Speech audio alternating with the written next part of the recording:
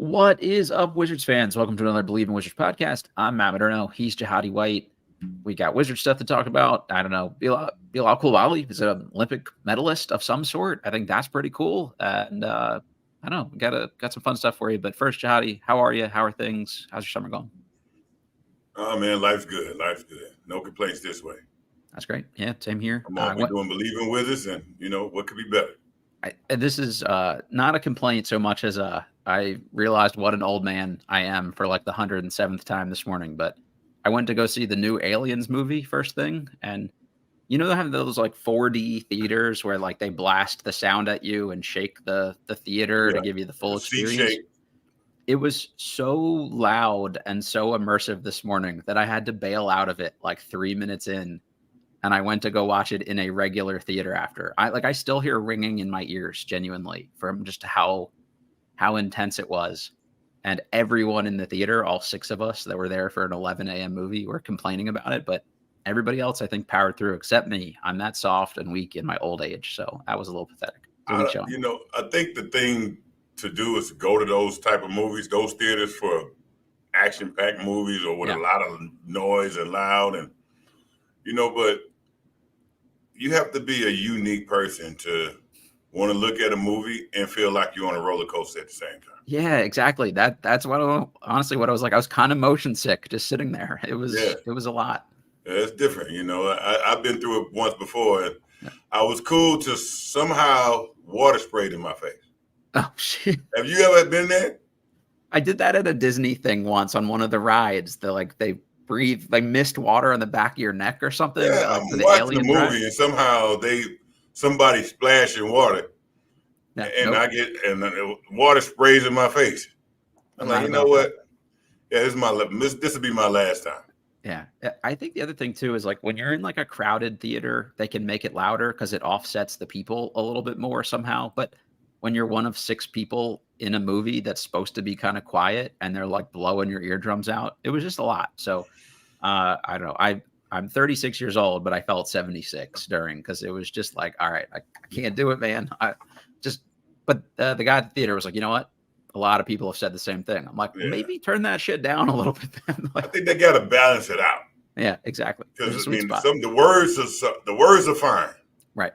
It's that background noise and that background music and the booms and the kabooms and the pows. Yep. Those things are so loud, and it's like when you put the movie in that specific theater, you EQ it differently. Yeah, the mixing's got to be different or something. Yeah, they mix it different. Yeah, I'm with you. All right, before we get too far, we're, as always, brought to you by Stateside Vodka and their Surfside Hard Iced Teas, and BetOnline. It's your number one source for all your summer sports this season. MLB, golf, NBA, everything you think of. You probably could have, bet on breakdancing in the Olympics if you're a real sicko and wanted to do that. But Ray gun. Yeah, when my wife and I are talking about this, she will probably be the most, popular Halloween costume this year. This is pretty easy to do, and it's topical still. So shout out to her. They can get you the latest odds, news, scores available for all your favorite teams. Get the latest lines, matchup reports, player props, everything you can think of for just about every sport out there. Head to the website today or use your mobile device to get in on the action. Bet online, where the game starts. All right, Jahadi, I got just kind of 2 what happens first questions for you right out of the gates here. What happens first? The rest of the world wins 2 gold medals, so that's Team USA doesn't win 2 times, or the Wizards win an NBA championship. Which happens first? That's a crazy question, but I mean, so it depends on what team we take out there to the next time the Olympics happen, right? Sure. What's that, 4 years away? Yep. Yeah. All right. So it depends on what team we take out there. Right now, I don't think the USA, is trying not get a gold medal. So you're going to take a good team out there. Yep. The Wizards, we have a ways to go, right? So before you can even consider winning the NBA championship, we want to try to win, at least get in the playoffs in the next 4 years. That would be nice. I would take that. So right now, give me the playoffs in the next 4 years. And when we go to LA for the next Olympics, let's get that gold. And I take that. Yeah, I think Team USA, I still think, is the betting favorite for the next foreseeable Olympics, but was cool to see Wembanyama kind of turn up the juice a little bit here and make a single kind of run at the ring almost by himself for large stretches of that game. It also made me like very sad to see how good he was in that Olympics, because the only thought I had, because I am also a masochist once again, is that the Wizards were still just one ping pong ball away from Wembanyama being a Wizard. So like when he did that like little dribble hezzy move on Embiid, all I could think was like, I could be watching this guy 82 times a year. And he's only going to get better. Oh my God. I know. Like he's still like, he actually wasn't that good for most of the Olympics, but it's just, you can see when he turns it on, there's no one in the world that can compete with that. It's crazy. No, he's only going to get better. His upside and his fight. What I liked when I saw the USA game is how much he was willing to fight. Yeah. Crying after. I love seeing him cry. I'm like, he gave a shit. And the fact he was so young, still young, and that meant so much. Usually, guys, that part of the player and doesn't develop yet to 5-6 years down. Sure. To see that he's already at that point to where he's like, nah. So now it's going to be even better to watch his development from now, because now I know I'm dealing with a winner. Yeah, most of the young guys are sitting there and they're just like happy to be there and in the moment. And that's kind of where Coulibaly we seem to be, honestly, of just like, hey, this was cool. We got close. Isn't that great? And Wembanyama was like, no, I thought we were going to beat them like that. That was awesome. Yeah. And then going to Durant. To win. Yeah, exactly. And like, you got to play for the goal, not just play basketball. Yeah, that's cool. Like that's the dude you want. Like the guy that will like actually care and give a shit for the next 20 years. Like that's pretty awesome. All right. Just in that hypothetical, I think I would assume that it's tough, right? Like 2 gold medals, Wizards, the U.S. has had a pretty good run. I think it's probably more likely that the rest of the world wins 2 gold medals, unfortunately, before the Wizards win that chip, but we'll see. Next one I got for you. What happens first? The Wizards have another Olympic medalist or an NBA All-Star. So just any medalist. So Coulibaly was a medalist this year. So you've got 4 years. Do we get a medal first from somebody in the next, the 28 Olympics, or do the Wizards get a single All-Star between now and then? That's a good question. I'm kind of split. They shouldn't be that close, but it's like, well, it's been a while. I'll say you might get both, believe it or not. But I think you may get a medalist before you get an All-Star, only because you have Sarr there. Yeah. And Sarr, if he has a good year, he could be playing next year. He can, All-Star. We're a ways away from an NBA All-Star, I think. Like, even if Coulibaly takes a big jump, even if Poole is efficient for the whole year, are they going to give you an All-Star vote on a sub-20 win team? Well, the reason, I'm saying, man, I'm going medalist, and I will go with Sarr if I say medalist, right? Because he would play for France, and in the next 4 years, he would definitely be developed. Yep, for sure. So, for his All-Star, it takes a lot to become an NBA All-Star, right? First of all, you have to win. Mm-hmm. You have to win a number of games to be recognized by the rest of the U.S. and the world to even be noticed. Yeah. Right.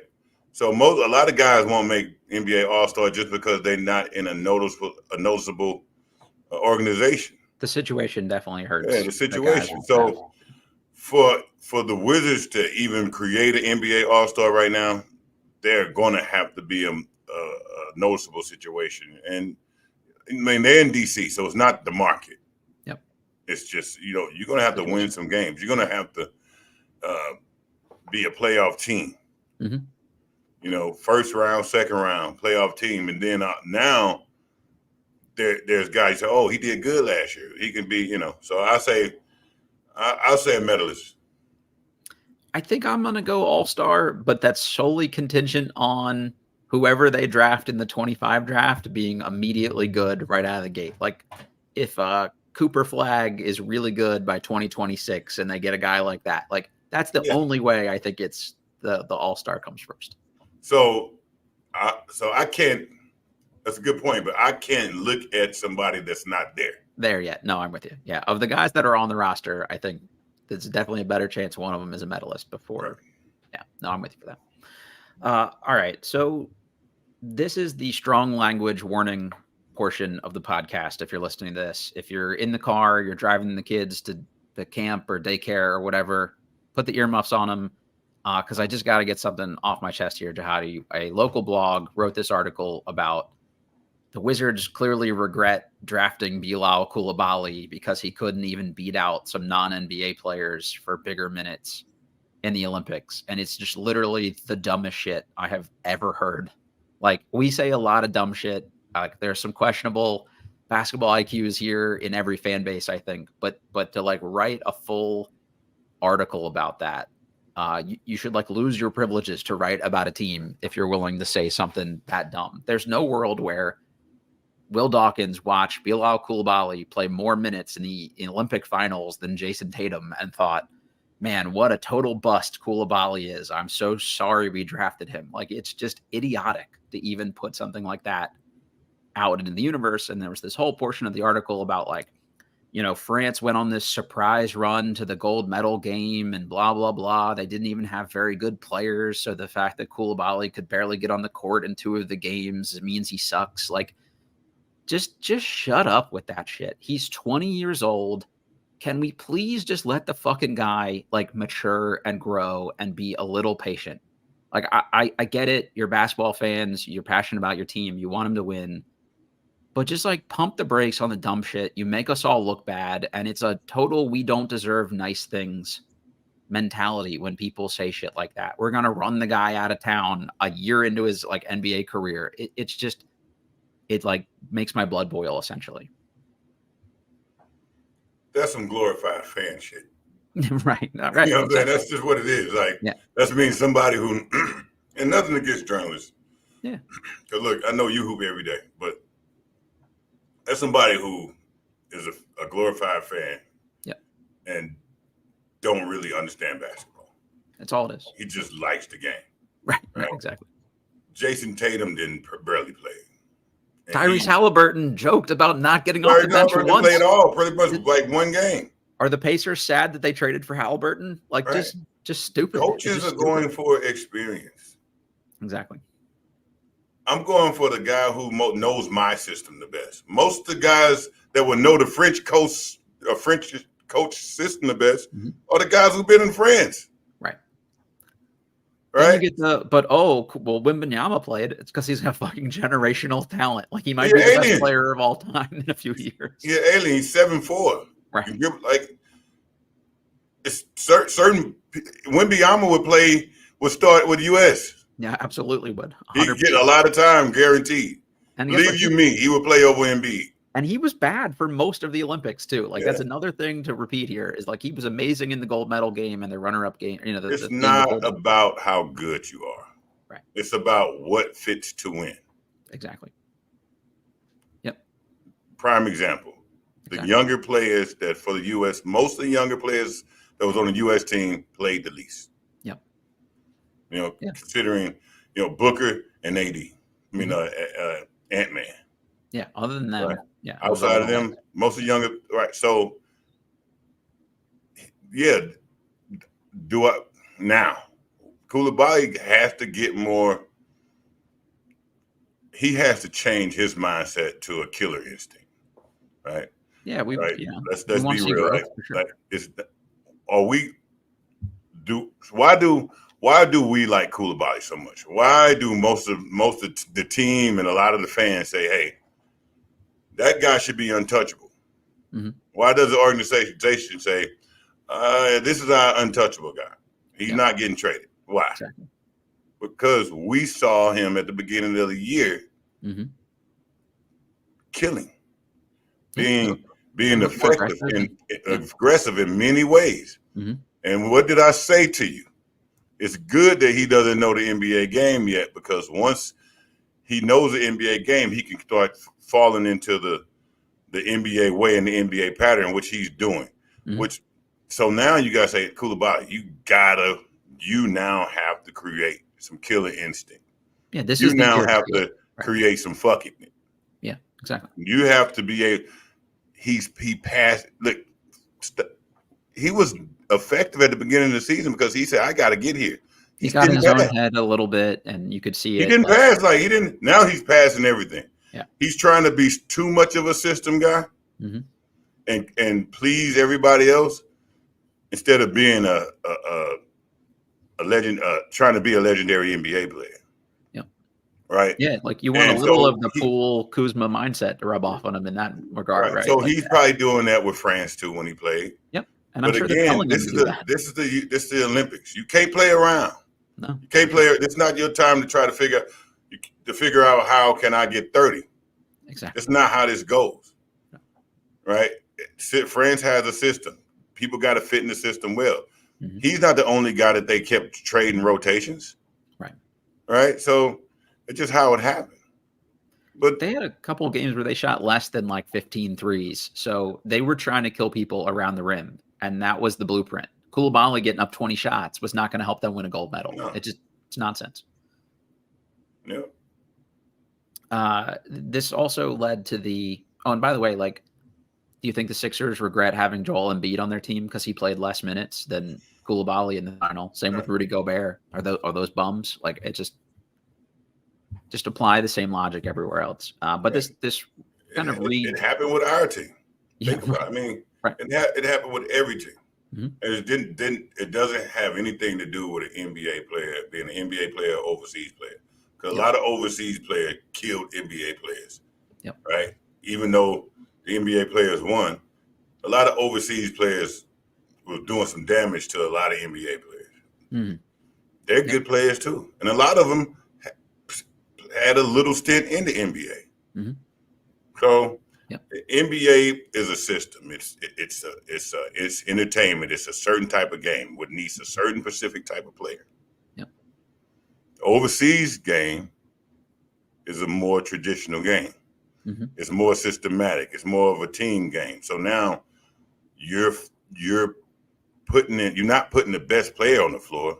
You're putting the best person that works your system the best. Yeah. So that's all it was. Yeah, they were ready to go right now. Yabusele was going to guard LeBron from a physical standpoint. He was going to hit wide open catch and shoot threes. Like, that was what he was there and ready to do.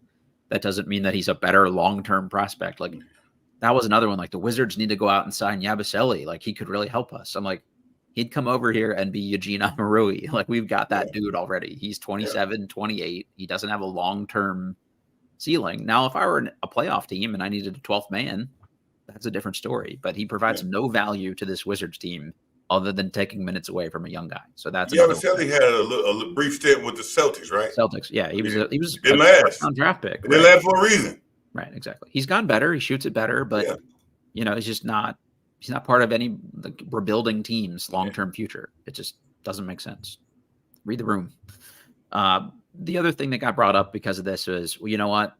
Since he barely played in the Olympics, he didn't get touches. It would have been so much more valuable for Coulibaly to have played in Summer League. And we talked about this already, but we're going to do it again real quick just to circle back for anyone folks who didn't catch those summer episodes. But no, the answer is no. The list of guys that got so much better because they played in the Olympics and they were around the best in the world and the best professionals from their country. Like, you look at Team USA guys that took huge jumps after playing for that team for the first time, and it's like an exhaustive list. And now you can't tell me that being around Gobert and Victor and all these other guys and having front row seats to what they did for a month isn't also going to help Coulibaly. Seeing the moment and being on the grandest stage in this pressure situation isn't going to help him more than 5 meaningless pickup games. And if he'd have gone to Summer League, guess what? He would have played the first 2 games and they would have shut his ass down anyway. So 2 Summer League games is more valuable than a month of competition against the best people in the world in pressure situations. A lot of these countries, winning a medal for them is more important than playing in the NBA and shit like that. So, like, it meant a lot to France to be there. It never makes no sense in the chat. Batum is probably the best mentor possible. Batum, that's a perfect one for Coulibaly to see every day what he does, what he works on, take some tips, steal some pointers. Like, there's just no case you can make to me where Summer League would have helped him more long-term than this Olympics did. People who say that only look at basketball at the physical part, the active part, right? Yeah. And so since he didn't He would have got get as more much time touches. doing the physical and the after part than everybody during the game. Yep. Then how could he? He should have went to Summer League. Yep. No one in Summer League could Coulibaly learn from. Not one person. No, they would have learned from him more than They would the learn other from way him. around. Yeah. Coulibaly learned every day, every set, other than when he was in the room by himself, and then he probably processed everything that he learned that day. Yep. Waking up in the morning, sitting at the breakfast table, lifting weights, riding the bus with even the overseas players, even the veteran NBA players, you know, Gobert, even Wembanyama, right? Yep. Film room, locker room. Yep.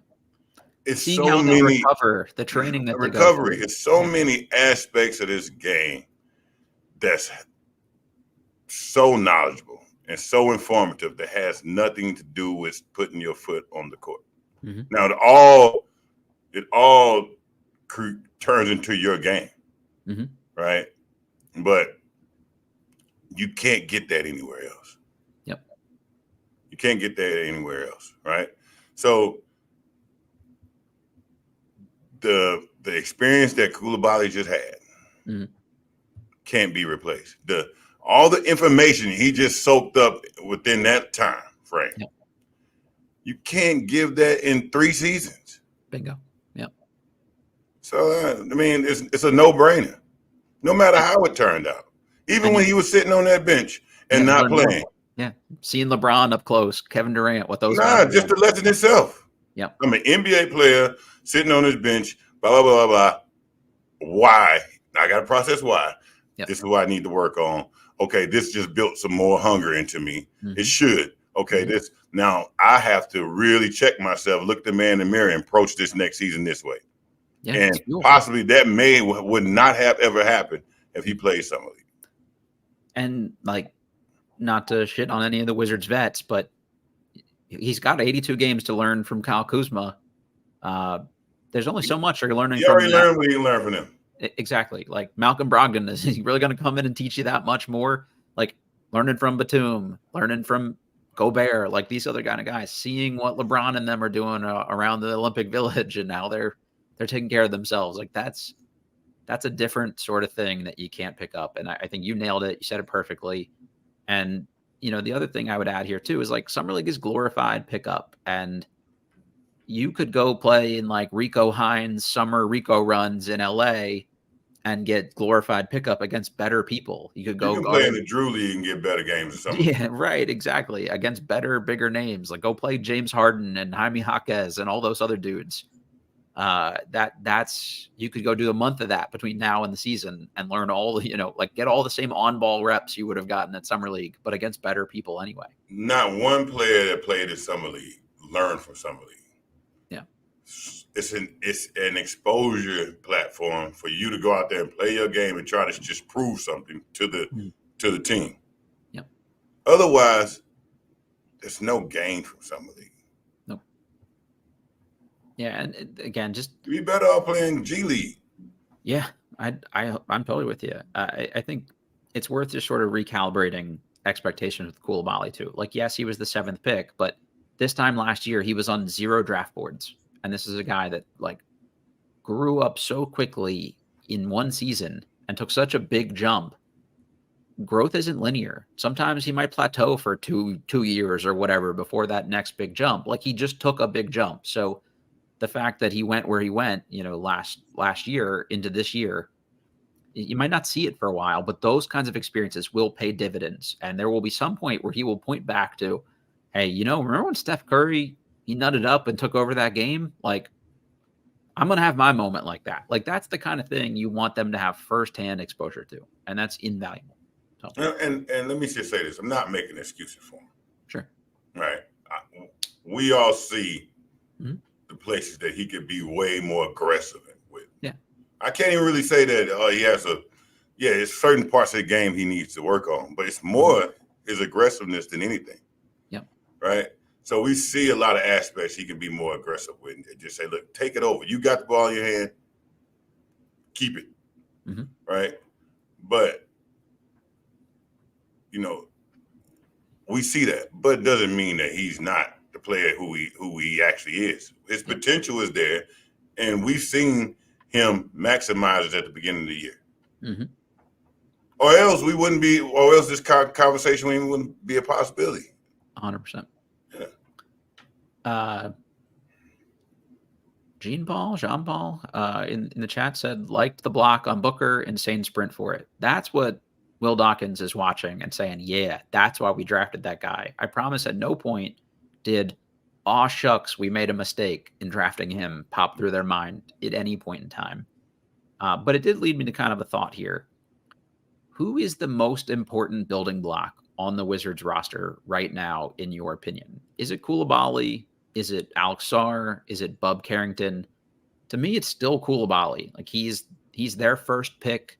He's the one where like he plays the position that's most likely to have the biggest needle moving impact. Like every team that wins a championship has like a star wing. To me, that's where you have to eventually get that kind of guy if you want to be that kind of team. So to me, that's more important longer term. And I think he just has like the most theoretical upside personally. But where are you at on those three guys? I think it's Coulibaly and Sarr. Yeah. Reason being is you have to decide in the next 3 to 4 years, are these guys going to be really good role players? Sure. Or they're going to be actually like stars that we're going to go to. Mm-hmm. Right. And the next 2 years will determine that. Mm-hmm. But you have to do everything to see if that's a possibility. Yep. So I would say Coulibaly and Sarr. Yeah, I think that makes sense, and I think Poole, you're gonna get, what scoring you're gonna get from him. Sure. Kuzma, what scoring you're gonna get from him. Mm-hmm. Right, but okay, we're gonna have to replace that soon. What are we gonna do? Do we have it in house, or do we have to go get it? Mm-hmm. Maybe Bub. I mean, that's the only other name there to me that could be here long term. And that really requires on I know the Summer League was great, but he was the 14th pick for a reason. You need him to take a real jump. But maybe just the on-ball creation is so important. I don't know. I don't think you have to put a lot of work into Bub, though. Yeah, I mean, see what I'm saying? Bub is a natural scorer. Just let him hoop, yeah. Right? Bub is a natural scorer. You got to let him hoop and just kind of hope, make sure hopefully he doesn't have a year that he was out of control like Poole did, right? Which I don't think he will. No, so I don't think you have to teach Bub so much scoring or being aggressive as you just have to teach him the system. Yep. Right. And kind of make sure he doesn't pull himself back too much in the system. With Coulibaly and Sarr, you're gonna have to create a game for them, like their own type of game. Yep.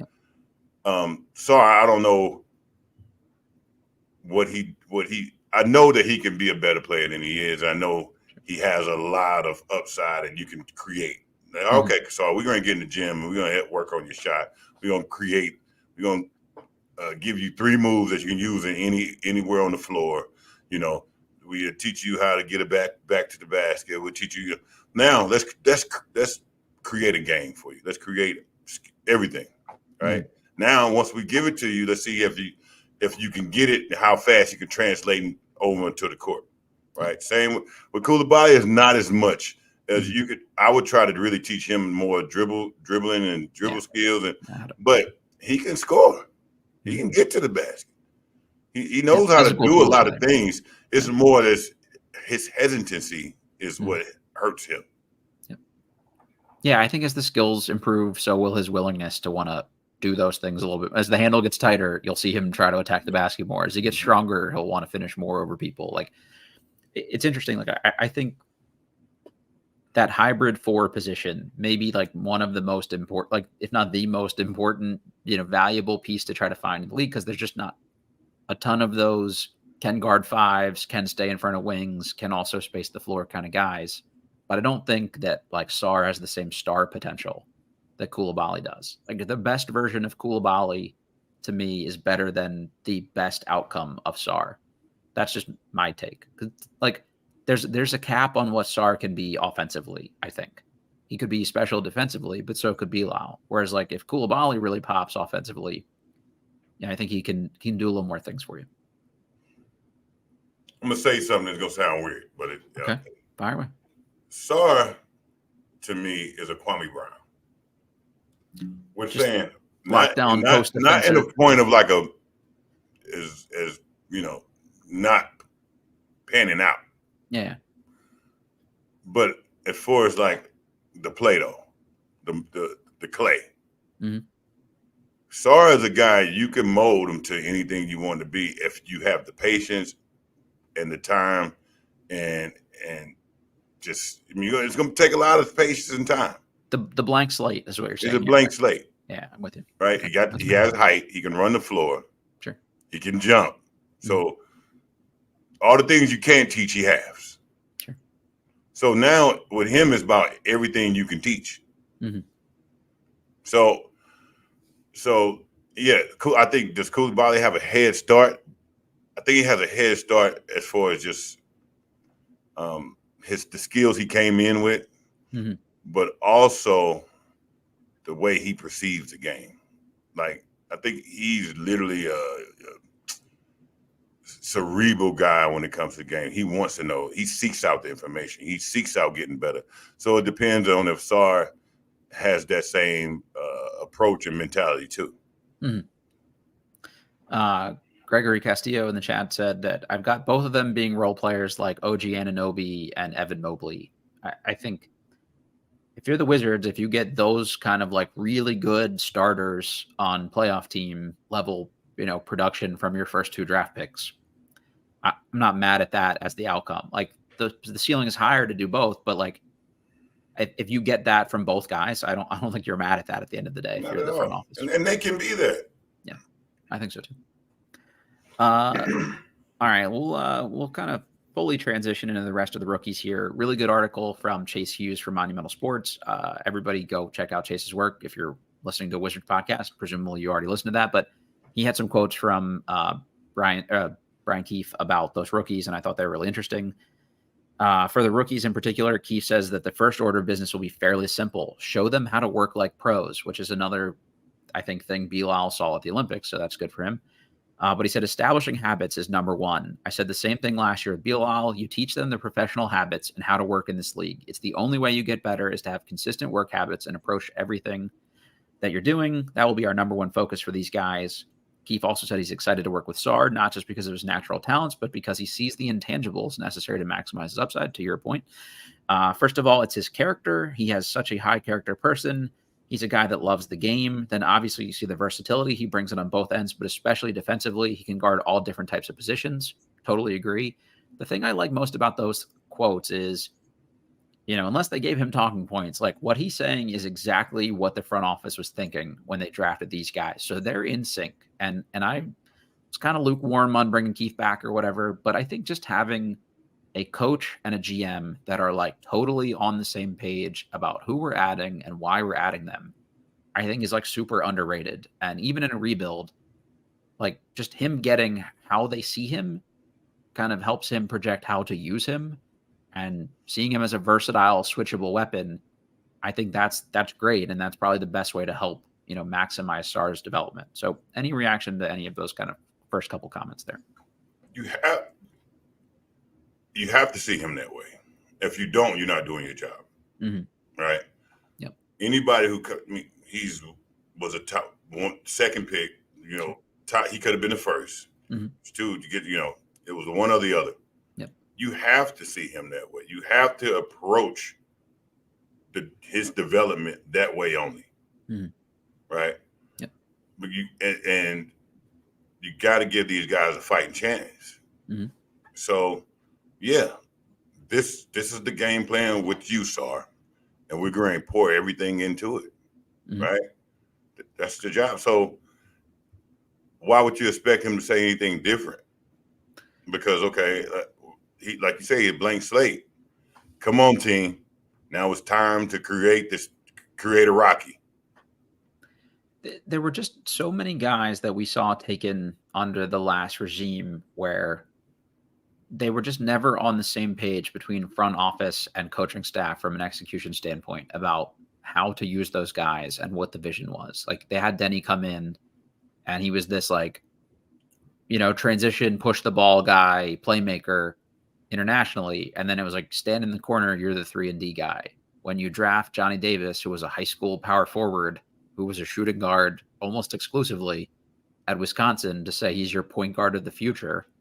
And then you ask Wes Unseld about it 5 minutes later, and he's like, I guess we'll have to see if he can play any point guard. Like, those things were just not in sync. So having these guys, like, I'm rocking with that. So you'll never hear me complain about the Brian Keefe hiring just for that reason alone. I think is super invaluable. Just keeping the quotes going here. He said Sarr struggled with the shooting, but Keefe has seen plenty of flashes of his offensive ability and looks forward to exploring what he believes is a high ceiling player. That piece is from Chase, but Keefe specifically said he's got the ability to be a 3-level scorer at some point. But one thing that has stood out to us is his ability to see the game and read the game. He's a good passer, so we want the ball in his hands to explore those opportunities for him to make plays for himself and others. And Keefe also said that he plans to put Carrington in similar situations early on. We're going to play a little bit of positionless to where a lot of people will handle and make decisions. We look at him as a guard who can make plays for himself and others. You can see he's a multi-talented guy who's a good rebounder that can push in and transition. We'll see him handle playing on and off ball. So I love that from Mr. Keefe, and he says he expects that their habits to be a big point of emphasis. It looks like for whatever reason we have lost Jahadi here, so I will keep us rolling here for a couple minutes. Again, just sort of a shameless plug for Chase. I think he does as good a job, of anybody that could cover a team, and just finds ways to like bring out like really interesting nuggets and wrinkles from the players and the coaching staff, and it's clear that they trust him to give good insight there too. So, Johnny, the only thing you missed there, I just kind of closed out those Keefe comments, but just mostly just him, like, again, kind of saying he's gonna empower them to just go out and do things. And he talked about Carrington giving him the keys and letting him try some stuff and giving multiple guys opportunities to make plays and do stuff offensively. And I think that's what you want. Like, we want to see Coulibaly get some on-ball reps and some playmaking stuff. We want to see Bub get to do it. We want to see Keyshawn George get to do it. Like, he threw the ball away like it was like hot lava in summer league, but that's okay. Like, that's what that's for. So give him some more reps to do that this year too. And even if it's garbage time early, like, it's all good. But like, just this is the year for exploration again. And let's see what they're at and what they've got and what you can kind of slowly add on to their game and build on over the course of the year. So I love everything he said so far, basically. Yeah, right now, just evaluating and dissecting what guys do well and where they can grow into, right? Yep. Now, so, okay, now we understand, we established, we agree what you can do, right? All right, that's fine. Go on the court and do that. Yep. Now, let's see, like, now it's to expand your game and see what you can grow into. It seemed like what they're now with this organization, with the coaches, and with this specific team, it seemed like they're big on development. Yep. And that's the case. Then now it's all about, well, like, let's maximize your potential and growth and expand your game. Yep. Nomadic Brian said in the chat, skill inventory. I think that's a really good way to look at it. Just, run down the list. Yep, check, he can do that. Nope, can't do that. That's an area to work on. I said this after Summer League with Sarr. I don't like giving him way too much early, but like slowly running down the list, I think is the move here, and try different things. And a plug for my guy, Dan Favale over at Hardwood Knocks podcast. We recorded something earlier today, and he asked me what kind of the major theme for this year's Wizards team would be. And I sort of flippantly said, hey, it should be hashtag capture the flag and be trying to get Cooper Flag in this year's draft. That should be the number one goal this season. But really the number one goal should be on the court, should be exploration, right? Just throw shit up against the wall and see what sticks, and do so in a responsible, way. But let's find out what we got here. I think this is how you do it. You say, every guy going to give you 2 new things outside of what you do already that can truly help the team. Yeah, I like that. I'm only giving you 2. We're going to work on those 2. Right? That's really helps the team and helps you individually as a player. Yeah, that's great. Right? And we're going over those 2 things along with everything you do every day, what you train every day. And we're going to maximize those 2 things. And if we can get two things right out of two extra things out of everyone else, then we're a better team than we were. Yep. And you're a better player than you were. Yeah, and like, if a guy like Sarr wants to be taking a lot of jumpers, well, you tell him like, look, you go out and get 10 rebounds in this game, I'll let you shoot a couple threes. Like incentivize him to go out and do the stuff you need him to do with the stuff he wants to do, and maybe that's like a fun way to kind of get him engaged where you need him to be engaged, and he gets to try some stuff out here too if he does the right things first. So that's what I'd be looking at. The Wizards have their schedule finally for the 24-25 season came out earlier this week. They opened the season at home against the Boston Celtics. So that'll be interesting on Thursday, October 24th, for anyone who hasn't seen that. It's the first time the Wizards will start the regular season at home since 2018, which is kind of wild to think about. I think a lot of people tweeted this out already, but the consensus is there will be a lot of green in that arena for opening night, unfortunately for Wizards fans, but it's probably true. But that's kind of cool to get the defending champs to open the year up a little bit. Like that's a fun way to start the season, I think. I think it's a good way to start the season. A lot of green or not, when it's probably going to be out the gate one of the most exciting games of the season. Reason being is you're playing against the championship team, right? So it's a great way to kick off the enthusiasm and the enthusiasm for the fan base, for that season. Now, possibly can you keep it up? Maybe, but at least you kicking it off the right way, and now you just had to figure out how to sustain it. Especially for like people in the DC area that may not be Wizards fans. Maybe you come just to see the defending champs, but these guys are young and fun, and maybe that brings you back, later in the season too. So I think that's kind of cool. The other part of this was how many national TV games they got. So the Wizards have 5 national TV games this season total. Only less than them so far. The Pistons have 4, Portland has 4, and Toronto has 4.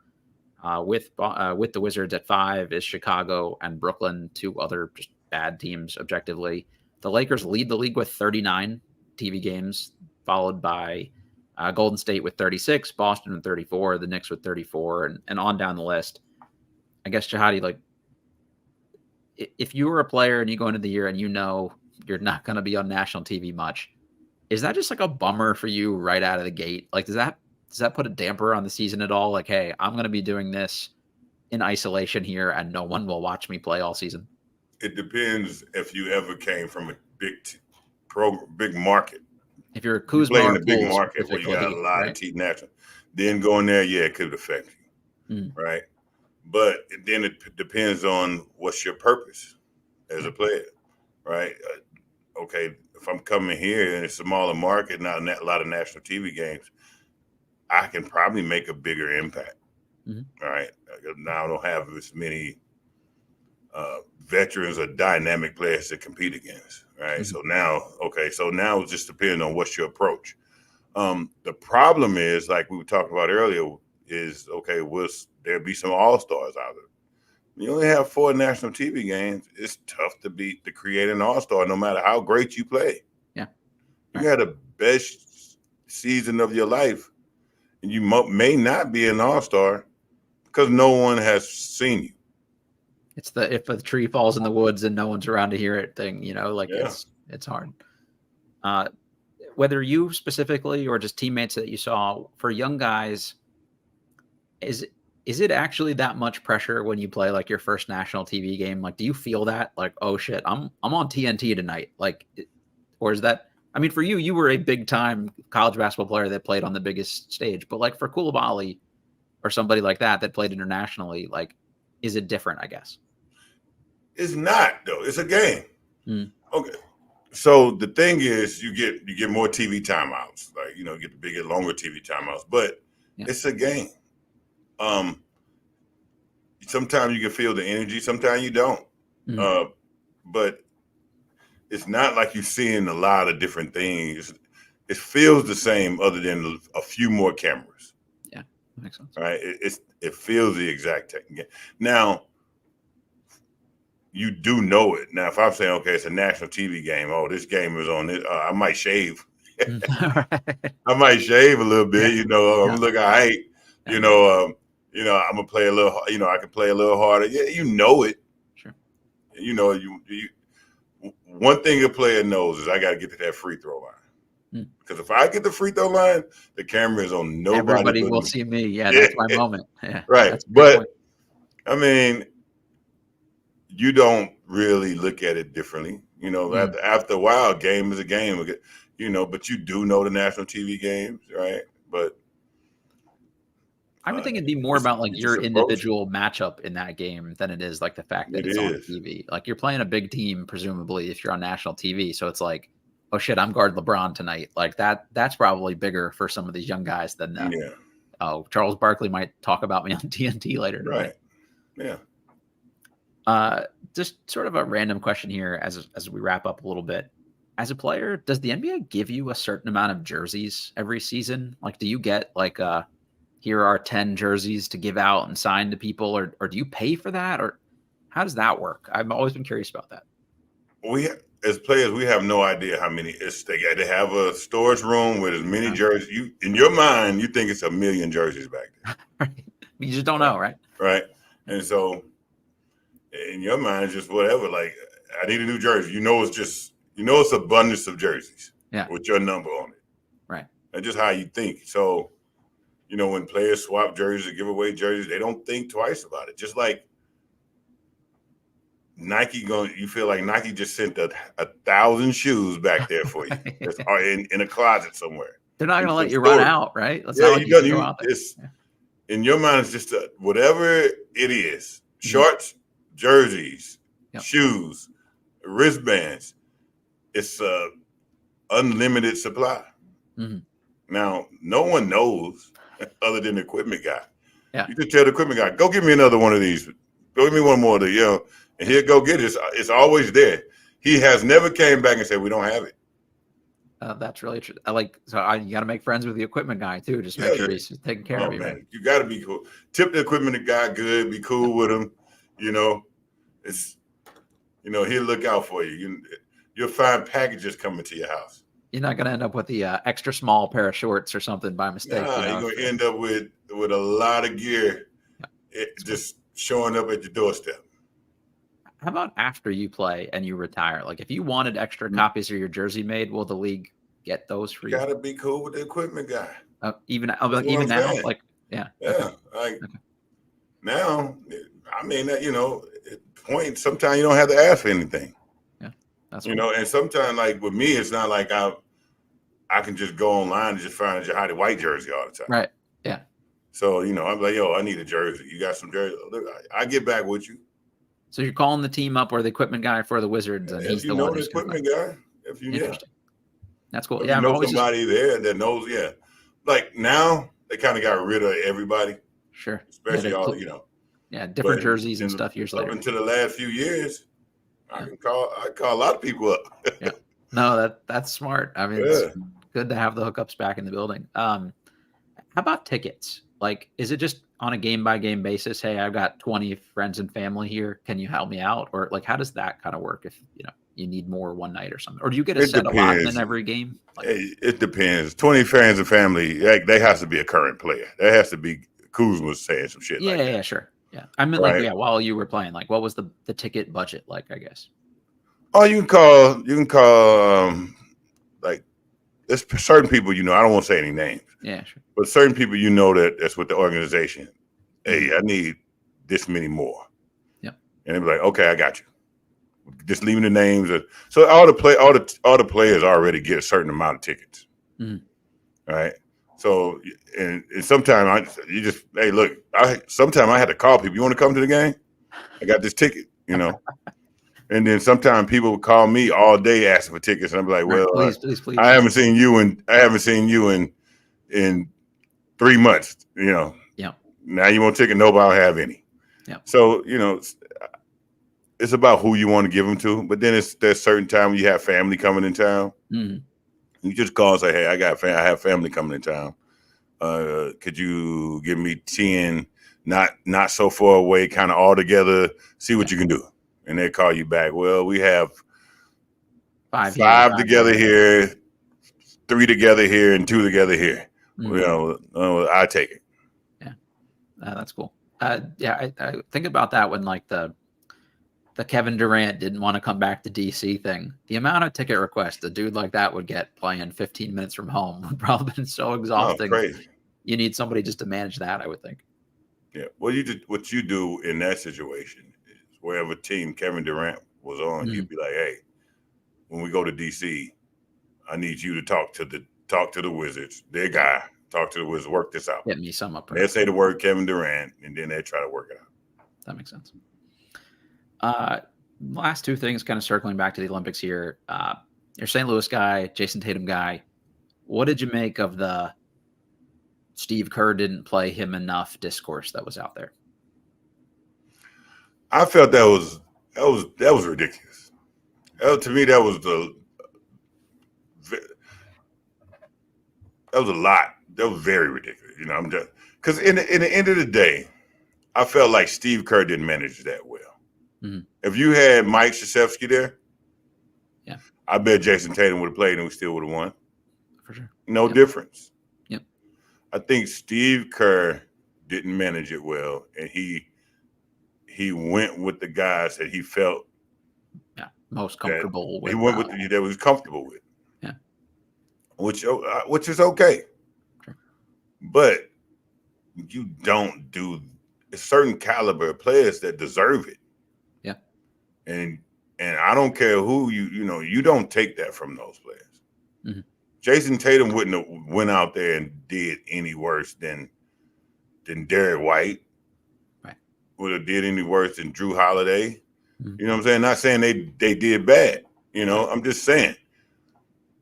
Like that dude earned it. He's that caliber of player too. Now you don't treat him that way. Not only that, he's a good player.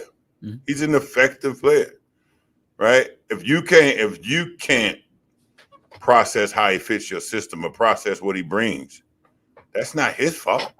Yeah, for sure. That's you as a coach saying, okay, I don't understand what he does or how can he fit in. Yeah, I get it. You have Kevin Durant there. Sure. I get it. You have LeBron there. Right. It's a tough position to squeeze him into. Sure. I would put him at guard. You've seen him bring up the ball many times. Yep. Sit there and hit, catch and shoot threes. I think, Yeah. be okay with that. I'm just in the NBA, you earn everything you get. You earn your right to be like, hey, I don't like this coach. Hey, and I get it. It's USA basketball. You're the coach. We're trying to win. Sure. Nah, you don't treat a first team All NBA championship guy. The guy just won a championship. You don't do that. That's disrespectful. Yeah. And any other coach that was there, you could have took any of those coaches. You could have took T. Lue. Mm-hmm. You could have took Spoelstra. Guarantee you they would have done it. They would have figured it out. Yeah. To me, it was like, we're not there, so maybe behind the scenes, if there was a very clear, like you asked him to do one specific thing and he didn't do it, okay, maybe he doesn't fit in when you need from. But Tatum doesn't strike me as that kind of guy. He's not a one-dimensional player, so you could find some role. Now, if there were some matchup, like if he didn't play in the championship game because, like, Embiid got played off the floor because it was a bad matchup. Like, I get it. But over the course of the Olympics, this is a guy that helped you win the last gold medal. I think you do owe him a certain amount of, like, at least, hey, you might not work well for us in the Serbia game, so we're going to make sure you get all the touches you can in the South Sudan game and try to make it work. How don't he work in the Serbia game? They won by 25. The first game, they won by 25 or 20-something. I'm not saying, like, specifically that one, but, like, if they felt there was some bad matchup for him coming up or whatever, even it out in the other games is what I think, like. But you don't do that. Like, I get it. Okay, you know what? He's starting next game. They did that. That's pacifying. Mm-hmm. That's bullshit. You think? Okay. Right? Yeah. Like, Kevin Durant was hot. Yeah, he was. Keep him out there. Mm-hmm. We're up by 25 or whatever. Yeah. Yeah. And that's like we just got up by 25 the last 2 minutes of the game. No, sure. Those are the games he could have played 25, 30 minutes. And you don't even have to put him in bullshit moments. Yeah, that I didn't mean. You could have played him, man. Yeah. It's no excuse. And then to me, that really shows. Like, if I'm Tatum, I'm looking at Steve Kerr like, okay, got it. I don't really mess with you because you have something against me, or you don't respect my game as much as I respect my game. Mm-hmm. Right? So me and you will never be on the same level or as far as having a good relationship. Yep. I'm always side-eyeing you now. Right. Yeah. You as a coach have a right not to play me. I have the right to think it's stupid, and I have the right to not want to play for Team USA again because of the experience I had. So you don't have the right. He earned the right. No, yeah, I'm with you. That's fair. Halliburton has the right. Yeah. Yeah, Tatum paid his, he paid his dues the last Olympics to get there. I think that's a very good distinction. Like he won them a gold already once before. He earned the right. Yeah, that's a good point. Yeah, Embiid, well, maybe a little different story there. You show up, it's your first Olympics, and right. Okay, that's fair. Are the U.S. team, whoever the roster is the next time around, still the favorite in your mind to win the next Olympics? There's a lot of France is getting better, Canada's getting better talk. To me, they're still the prohibitive favorite. Yes, they're the favorite because the only team that's going to get better or could get better is Serbia, to me. Okay. I mean, I think Serbia was the best team out there. Only reason that we end up playing France in the championship game because they didn't play Serbia. Yeah. Because Serbia would have whooped them. Right. Yeah. And France plays more NBA style ball than any other team to me.